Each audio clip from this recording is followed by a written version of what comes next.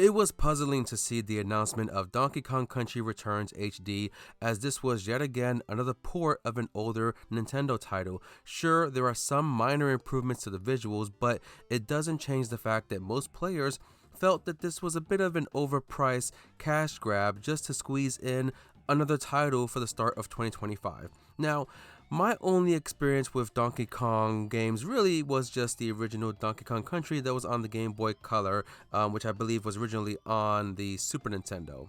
Yes, I am that old. And as someone who did not play this game on the Wii or the 3DS, I decided to swing right in and find out, is it any good? Well, let's find out.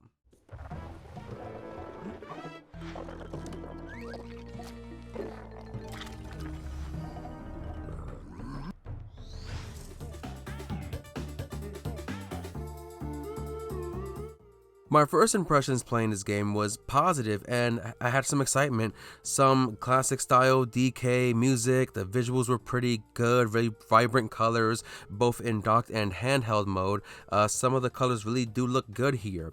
Even seeing the Switch neon Joy-Con colors that was on the face of the villain, or even Diddy Kong's Nintendo t-shirt was just funny to me, and a bit more of an Easter egg that I kind of enjoy seeing.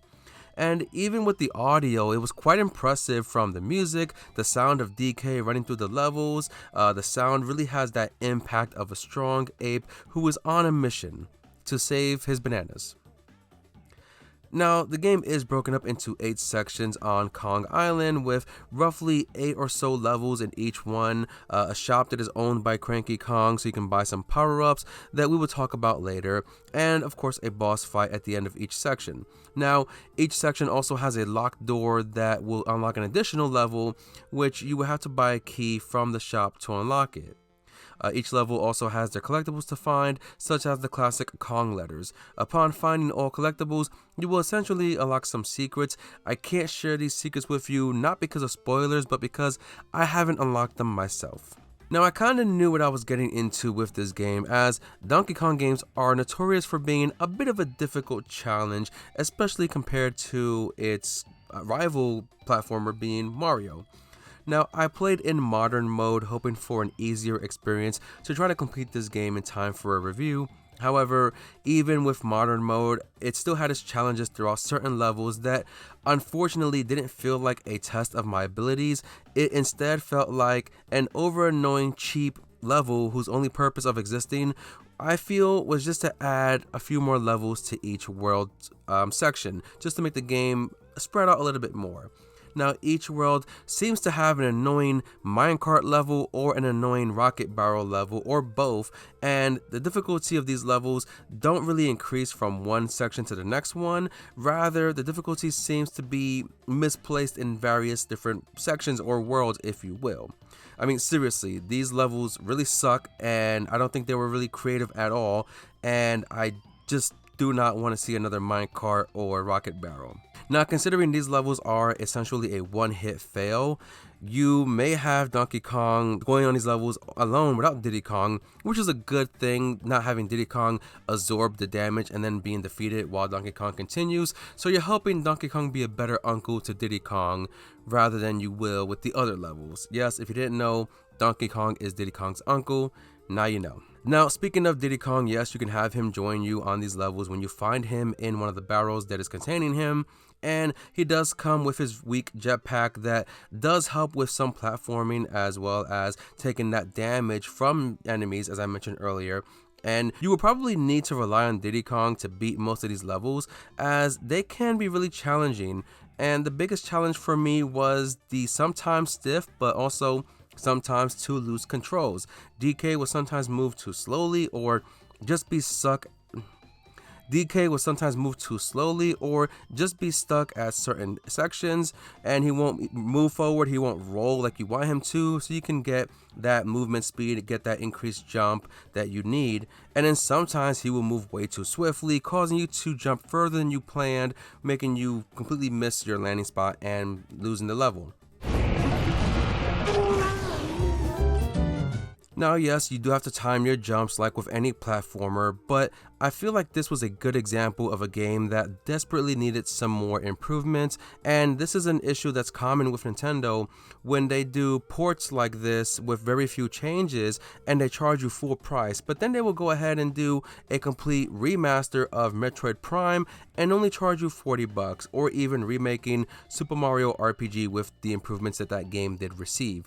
DK should have gotten a ground up remake or a brand new entry in the franchise, and DK seems to get no love in this Nintendo Switch lifespan. Now, you do have the option to play the game in co-op, in which case your second player will play as Diddy Kong, and you will get an additional ability for Diddy Kong, which is a little gun thing that he uses, and he can shoot bananas at your enemies. But aside from that, it's going to play mostly the same. If you want, Diddy Kong can jump on your back, and player one will just take over from there. And you will have to progress the levels together and make your jumps together. But do keep in mind, when you are in one of those frustrating minecart levels or rocket barrel levels, either player can control the minecart jumps or the rocket barrel's ascension. So you have to decide which player is going to control that cart or rocket barrel, while the other player just sits back and watches for that level to be done. I would have preferred that these levels gave the characters their own separate carts and rocket barrels so they can both get through it together and they can both control the level, but that's not the case here. You have to choose which one will play those levels and which one won't. Another thing about playing co-op is if your second player is defeated in battle or loses in the level, they can then use one of your remaining lives to respawn. So just be mindful how many lives you have left before you get a game over, like me and my second player did multiple times. Now, I was also a bit disappointed that the only animal friend that returned in this game compared to the previous ones is the rhino, whose name I can't remember. But me coming from Donkey Kong Country, which I have the most fond memories of in the Donkey Kong franchise, and really the only one that I actually played beginning to end, there was multiple friends that can join you in different levels based on what level you were in. There was the frog friend, there was the flamingo, there was even the swordfish friend that would appear in the underwater levels. This game has no underwater levels at all. There's no swimming levels, no underwater levels, none whatsoever. So I was highly disappointed to see that none of these friends are in the game. Even when you use the rhino, who is in this game, he's only in about 2 or 3 levels, I believe, throughout the entire game. So at the end of each section, you do have a boss fight, and the boss fights I felt were just okay. They didn't seem too creative enough, especially comparing it to previous Donkey Kong games. The only one I felt was a bit creative was the Minecart boss. Even though that one was also still annoying, it was at least a bit creative compared to the other bosses in the game. Now, when it comes to a game like Super Mario, where you can find power-ups within each level that you can then use upon grabbing it, you don't have that same thing here. Instead, you have power-ups that you can purchase at the shop, and then you have to add it to your inventory before you start each level. Now, these power-ups will include a Diddy Kong barrel that you will use to bring Diddy Kong back to your team in case you don't have him. You can also have a invincibility power-up that will absorb some damage for you before you have to use your own hearts for that damage. You can also add additional hearts. You can use a green balloon to save you from certain falls. You can then get invincibility for your minecart or your rocket barrel. And you also have the option to add a parrot that will squawk every time there's a collectible nearby that you need to find. Now, what's amazing about the power-ups here, such as the invincibility one, is that you can stack them up by saving multiple copies of that power-up in your inventory, which will then give you much more hits that you can then take before using your own hearts. And that's pretty cool. I give them praise for that in this game. Now, when it comes to using Diddy Kong, I might have mentioned it earlier, but you are going to need Diddy Kong to get through a majority of these levels because of that extra difficulty without him. His jetpack may not be as powerful, but it does help you with those difficult jumps. It helps you to do your timing right, especially if there's certain jumps in levels that need to be timed perfectly and you just overdid it or underdid it. Diddy will definitely help you get through that. So I will say the Diddy Kong barrel is definitely a much needed power up, since you would think a Diddy Kong barrel would be available at every checkpoint throughout the levels, but they're not. There's maybe 1 or 2 Diddy Kong barrels per level, and once you lose it, you cannot go back to get another one if you're already too far in the level. You also can't quit the level to add it to your inventory and continue at your checkpoint. Once you leave the level, you must start that level all over again from the beginning, even though you had one of the few checkpoints in that level. So that was also pretty unfortunate. So to wrap things up, yes, the game does look nice and vibrant. It sounds great. There is some length to it, as there are about 8 sections of the island with multiple levels. There's secret levels you can unlock. Each level also has a time trial that you can then take upon beating that level. There's apparently a mirror mode you can unlock, and there's also some extra levels you get after beating the game. So there is a bit of value and replay value here. But for me, it's the controls that wasn't sure if it wanted to be too stiff or too loose.